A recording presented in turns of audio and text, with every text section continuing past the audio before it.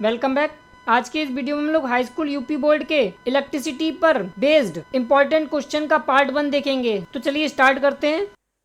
तो देखिए क्या कह रहा है आपसे question. A current of 1 ampere is drawn by A filament of an electric bulb. ठीक है, तो कितनी करंट फ्लो हो रही है? 1 एम्पियर। ठीक है, अच्छा, यानी कि आपको ये आई की वैल्यू दे दी गई। फिर क्या पूछ रहा है आपसे? Number of electrons passing through a cross section of the filament in 16 second, और आपको यहाँ पर टाइम दे दिया गया। ठीक है, 16 सेकेंड वुड बी रफली, और आपको क्या बताना है? कितना फ्लो होगा नंबर ऑफ इलेक्ट्रॉन्स का, यानी कि number of electron passing through the cross section. ठीक है, यानी कि 1 एम्पियर करंट ड्रॉन हो रही है फिलामेंट के द्वारा, ठीक है, ऑफ एन इलेक्ट्रिक बल्ब। तो 16 सेकंड में फिलामेंट के क्रॉस सेक्शन से कितने नंबर ऑफ इलेक्ट्रॉन्स पास होंगे, ये पूछ रहा है आपसे। ठीक है, यानी कि पहले तो आप देखिए क्या क्या आपको गिवन है ना। तो सबसे पहले तो आपको आई की वैल्यू गिवन है, कितनी? 1 एम्पियर। ठीक, अच्छा, फिर आपको और गिवन क्या है? टाइम टी की वैल्यू दी गई है, कितनी? 16 सेकंड। ठीक है, और आपसे पूछ क्या रहा है? नंबर ऑफ इलेक्ट्रॉन्स एन की वैल्यू। तो आपको फॉर्मूला पता है क्या? Q is equals to N E. ठीक है, यानी कि चार्ज जो होगा वो बराबर किसके होगा? जितने भी नंबर ऑफ इलेक्ट्रॉन्स फ्लो हो रहे होंगे। ठीक है, तो Q बराबर एन ई पता है, लेकिन Q तो आपको डायरेक्ट दिया नहीं गया, तो Q कैसे निकालेंगे? देखिए करंट की डेफिनेशन क्या कहती है? I is equals to Q upon T, यानी कि फ्लो ऑफ चार्ज, ठीक है, इन टी सेकेंड, है ना, वो आपकी करंट कहलाती है। तो यहां से आप Q फाइंड कर सकते हैं। तो यहां से आपका Q क्या हो जाएगा? Q बराबर I इंटू टी, और आपको I की वैल्यू दी गई है 1 एम्पियर, T की वैल्यू दी गई है 16 सेकेंड। तो यहां से कितना आ गया चार्ज? 16। ठीक है, यानी कि 16 कूलाम। ठीक, अब आपको Q पता हो गया, E पता है आपको। यहां से N की वैल्यू कैसे फाइंड हो जाएगी? N is equals to Q upon E, और E क्या है? इलेक्ट्रॉन पे चार्ज। इलेक्ट्रॉन पे चार्ज कितना होता है? 1.6 इंटू 10 की पावर माइनस 19, है ना। तो देखिए, तो यहां से आपका Q की वैल्यू कितनी आ गई? 16 अपॉन 1.6 इंटू 10 की पावर माइनस 19। ठीक है, तो देखिए ये 10 हो जाएगा, 16 से 16 कैंसिल हो जाएगा। ठीक है, 10 की पावर माइनस 19 ऊपर जाएगा तो हो जाएगा 10 की पावर प्लस का 19, और ये 10 हो जाएगा, तो आपकी वैल्यू क्या आ जाएगी यहाँ से? 10 की पावर 20, यानी कि n की वैल्यू क्या आ गई? 10 की पावर 20। ये आपका आंसर हो गया। ठीक है, तो चलिए अब बढ़ते हैं अपने नेक्स्ट क्वेश्चन पर। तो देखिए अब क्वेश्चन क्या कह रहा है? If 10 electrons charge is flowing in unit second in a wire, then the value of the current in this wire will be. देखिए अब यहाँ पर आपसे करंट पूछ रहा है, ठीक है, और आपको दिया क्या है? नंबर ऑफ इलेक्ट्रॉन्स दिए गए हैं और टाइम दिया गया है। ठीक है, तो देखिए अब इसको कैसे सॉल्व करेंगे? देखिए आपको केवल दो फॉर्मूले याद रखने हैं। एक तो आपको याद रखना है Q is equal to N E, यानी कि जो चार्ज होगा वो नंबर ऑफ इलेक्ट्रॉन्स का फ्लो पर डिपेंड करेगा। ठीक, और जो आपका I होता है वो होता है Q अपॉन टी। ठीक, ये दो चीजें आपको याद रखनी होंगी। तो देखिए आपको I फाइंड करना है ना, तो देखिए आपको दिया क्या क्या गया है वो आप लिख लीजिए पहले। तो आपको दिया गया है N की वैल्यू, कितने इलेक्ट्रॉन्स? 10। ठीक है, और एक इलेक्ट्रॉन पर चार्ज क्या होता है? 1.6 इंटू 10 की पावर माइनस 19, है ना, कूलाम। तो ये जरूर याद रखिएगा इतना। और अब देखिए Q बराबर होता है एन ई, है ना, तो यहां से Q की वैल्यू क्या आ जाएगी? Q बराबर हो जाएगा आपका 1.6 इंटू 10 की पावर माइनस 19 इंटू 10। ठीक है, ये हो जाएगा आपका Q की वैल्यू। इसको आप यहाँ पुट कर दीजिए। ठीक है, तो यहाँ पे आ जाएगी आपकी 1.6 इंटू 10 की power minus 19 into 10 number of electrons, और कितने सेकंड में फ्लो हो रहा है? 1 सेकंड, तो यहाँ पर 1 आ जाएगा आपका। ठीक है, तो सीधे सीधे देखिए आपका आंसर क्या आ गया? 1.6 माइनस का 19 प्लस का 1, ठीक है, यानी कि 10 की पावर 1 होगा ना, तो माइनस का 19 प्लस का 1 यानी कि माइनस का 18, 10 की पावर माइनस 18। तो कौन सा आंसर मैच कर रहा है? 1.6 इंटू 10 की पावर माइनस 18 एम्पियर, ये आपका आंसर हो गया। ठीक है, तो चलिए अब बढ़ते अपनी नेक्स्ट प्रॉब्लम पर। तो देखिए अब आपसे क्वेश्चन क्या कह रहा है, if 1.5 ampere current is flowing through the wire of resistance 1.5 ohm, ठीक है, then potential difference between ends of the wire will be. अब आपको पोटेंशियल डिफरेंस निकालना है, ठीक है, between ends of the wire, है ना। तो देखिए आपको ऑप्शन दिए गए 22.5 volt, 1.0 volt, 0.225 volt and 2.25 volt. ठीक है, तो सबसे पहला काम आपका ये रहेगा कि आपको जो जो चीज दी गई है वो आप लिख लीजिए। ठीक है, यानी कि आपको दिया गया है वैल्यू करंट की, यानी कि आई की वैल्यू कितनी दी गई है, 1.5 एम्पियर। ठीक, और आपको क्या दिया गया है, रेजिस्टेंस आर की वैल्यू, आर की वैल्यू दी गई है आपको 1.5 ओम। ठीक, इसके अलावा अब आपको कुछ नहीं दिया गया। ठीक है, अब आपको निकालना क्या है, पोटेंशियल डिफरेंस V की वैल्यू। ठीक है ना, तो ये फाइंड करनी है। तो याद करिए ओम्स लॉ,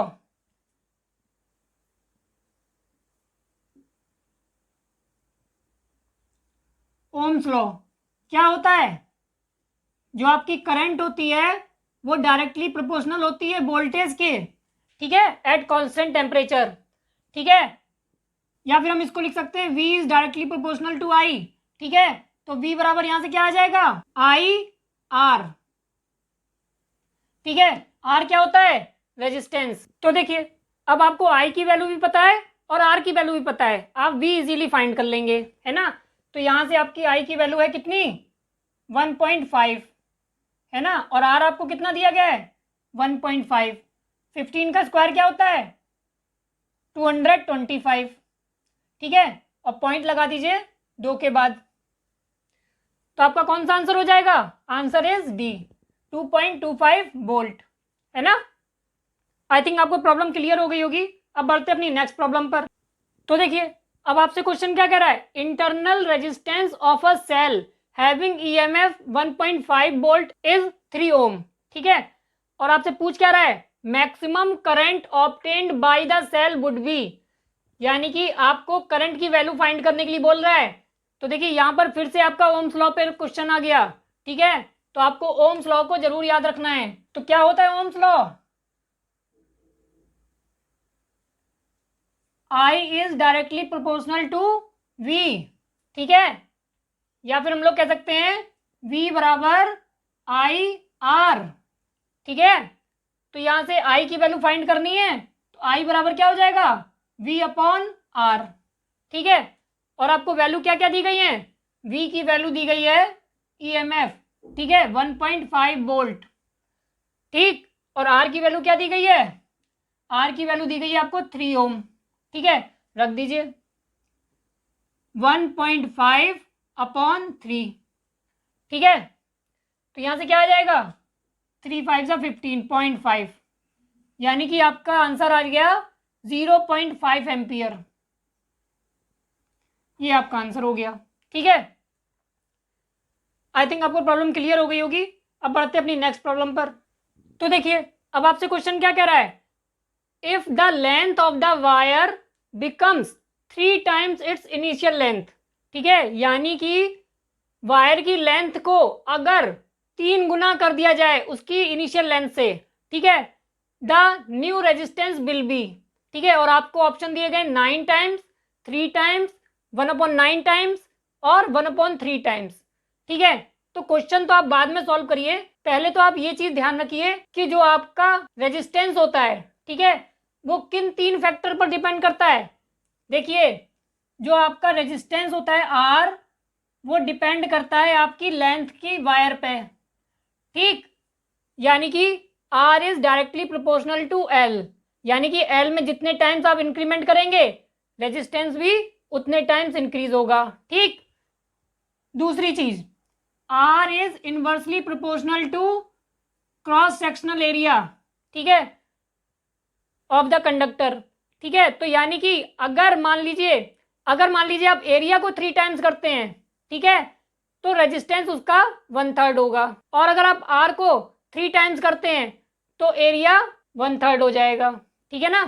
तो ये ध्यान रखिए, यानी कि आर जो होता है वो डायरेक्टली प्रोपोर्शनल होता है लेंथ ऑफ द कंडक्टर और इनवर्सली प्रोपोर्शनल होता है cross sectional area of the conductor, ठीक है। और तीसरा फैक्टर क्या होता है, nature of the material of the conductor, है ना। तो अगर आप इन दोनों को एक साथ लिखना चाहें तो क्या लिख सकते हैं, R is directly proportional to L upon A, ठीक है।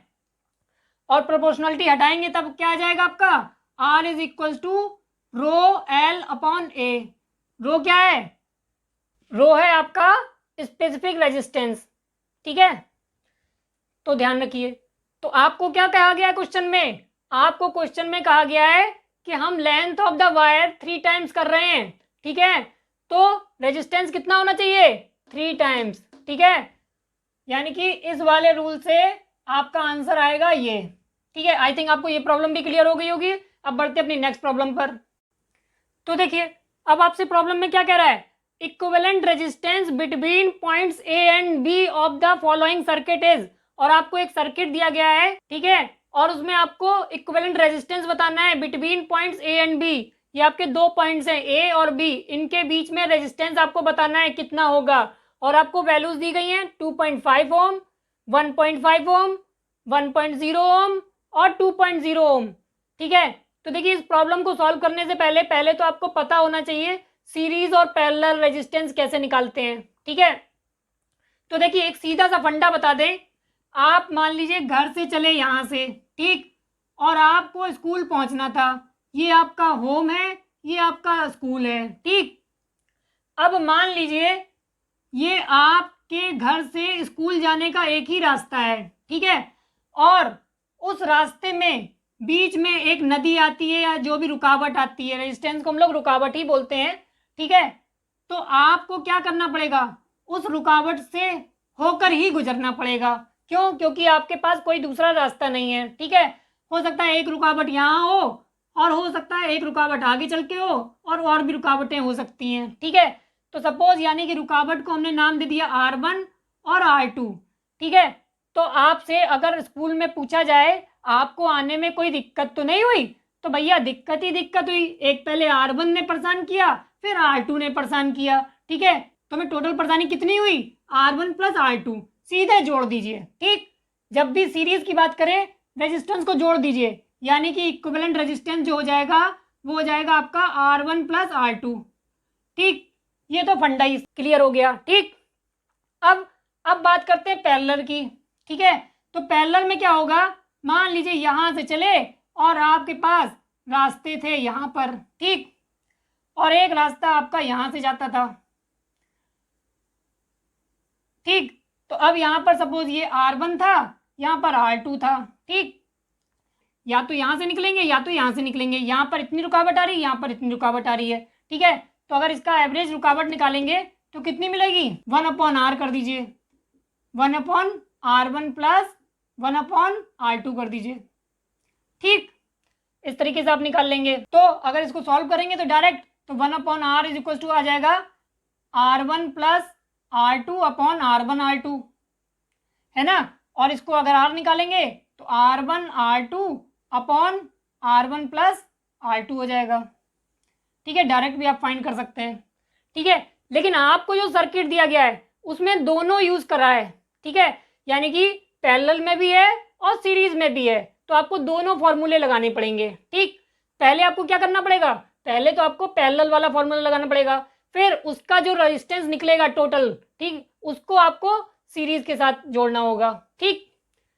तो देखिए, अब प्रॉब्लम को सॉल्व करते हैं। तो देखिए, यहाँ पर हमारा पैरेलल में रेजिस्टेंस है, यानी कि यहाँ पर हमारी R1 की जो वैल्यू है वो है हमारी 1 ओम, ठीक। R2 की जो वैल्यू है वो है हमारी 1 ओम, ठीक। और इसको सपोज मान लेते हैं R3 की जो वैल्यू है वो है हमारी 0.5 ओम, ठीक। इतना हो गया। अब पहले इसकी बात कर लेते हैं कि यहाँ से हम चले यहाँ तक पहुँचने में हमें कितना रेजिस्टेंस लगा, ठीक है। तो जो हमारा इक्विवेलेंट रेजिस्टेंस होगा 1/R, वो क्या होगा 1/R1 प्लस 1/R2, ठीक, तो देखिए 1/1 प्लस 1/1, ठीक है, दोनों की वैल्यू 1 ही 1 है, ठीक है, तो 1 + 1 कितना हो गया 2, लेकिन ये किसकी वैल्यू हुई 1/r की, तो r की वैल्यू फाइंड करेंगे तो क्या आ जाएगी 1/2, मतलब कि 0.5, ठीक है। तो ये आपका इक्विवेलेंट रेजिस्टेंस निकला यहां से यहां तक का, ठीक। अब लेकिन आपको इस बाधा को भी तो पार करना है, ठीक है, ठीक है। सपोज इसको r' मान लीजिए, ठीक है, तो r' की वैल्यू आपकी कितनी निकली 0.5। अब उसको सीरीज के साथ कनेक्ट कराना है, ठीक है, तो R इक्विवेलेंट क्या आ जाएगा आपका r' प्लस r3, ठीक है, और r' की वैल्यू आपने कितनी निकाली 0.5 और r3 की वैल्यू आपको कितनी दी गई है 0.5, दोनों को ऐड करेंगे कितना आ जाएगा 1.0 ओम, ठीक। तो ये आपका आंसर हो गया 1.0 ओम, यानी कि option is C. I think आपको ये प्रॉब्लम भी क्लियर हो गई होगी। अब बढ़ते अपनी नेक्स्ट प्रॉब्लम पर। तो देखिए अब आपसे क्वेश्चन क्या कह रहा है, N conductors are connected in parallel combination, ठीक है, resistance of each conductor is 4 ohm, ठीक है, the equivalent resistance of this combination will be. तो देखिए यहां पर फिर से आपसे पैरेलल की बात कर रहा है, ठीक है, तो यानी कि जो आपका इक्विवेलेंट रेजिस्टेंस होगा वो क्या होगा 1/r is equal to 1/r1 plus 1/r2 plus 1/r3 and so on 1/rn, ठीक।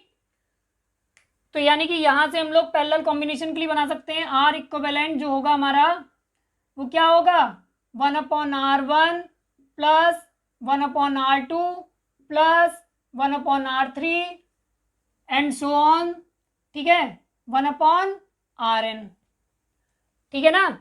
और सभी के रेजिस्टेंस क्या है 4, 1/4 plus 1/4 plus 1/4 and so on 1/4, ठीक है। तो टोटल नंबर ऑफ टर्म्स कितने हो गए n, ठीक है, तो कितना आ जाएगा आपका n/4, ठीक है, 1 + 1 + 1 + 1 प्लस करते रहेंगे तो क्या आ जाएगा ऊपर n, ठीक है, और एलसीएम में 4 आ जाएगा तो n/4 आ जाएगा। लेकिन ये किसकी वैल्यू है 1/r इक्विवेलेंट की, तो यहां से r की वैल्यू कितनी आ जाएगी 4/n। तो देखिए कौन सा ऑप्शन है आपका, option is B. I think आपको ये प्रॉब्लम भी क्लियर हो गई होगी। अब बढ़ते हैं अपनी नेक्स्ट प्रॉब्लम पर। तो देखिए अब आपसे क्वेश्चन में क्या कह रहा है, a piece of wire of resistance R is cut into 5 equal parts, these parts are connected in parallel, ठीक है, if equivalent resistance of this combination is r', ठीक है, then find the ratio of r/r' is, option है आपके 1/25, 1/5, 5 and 25, ठीक है। तो देखिए आपसे क्वेश्चन में क्या कह रहा है कि मान लीजिए एक पीस ऑफ वायर था, उसको आपने 5 इक्वल पार्ट्स में कट कर दिया और उनको कैसे जोड़ दिया पैरेलल में कनेक्ट कर दिया, ठीक है, और अगर उसका equivalent resistance of this combination is r' हो, ठीक है, तो आपको बताना है find the ratio of r/r'। तो देखिए जो आपको वायर दिया गया था उसका रेजिस्टेंस क्या था r, ठीक है, उसको आपने क्या किया 5 टुकड़ों में डिवाइड कर दिया ना, तो यानी कि हर किसी के पास रेजिस्टेंस कितना होगा r/5, r/5, r/5, r/5, r/5, r/5, ठीक, 1 2 3 4 5, ठीक। तो ये 5 रेजिस्टेंस हो जाएंगे और इनको सबको कैसे कनेक्ट किया है पैरेलल में, ठीक है। तो यानी कि आपका जो फिगर बनेगा वो कुछ इस तरीके से बनेगा। सपोज ये ए पॉइंट है, यहाँ पर आपका एक रेजिस्टेंस हो जाएगा R1, फिर यहाँ पर आपका दूसरा रेजिस्टेंस हो जाएगा R2, फिर मान लीजिए यहाँ पर तीसरा रेजिस्टेंस हो जाएगा R3, फिर यहाँ पर आपका चौथा रेजिस्टेंस हो जाएगा R4, फिर आपका यहाँ पर पांचवा रेजिस्टेंस हो जाएगा R5, ठीक है, फिर ये बाद में जाके सब अपना यहाँ मिल जाएंगे।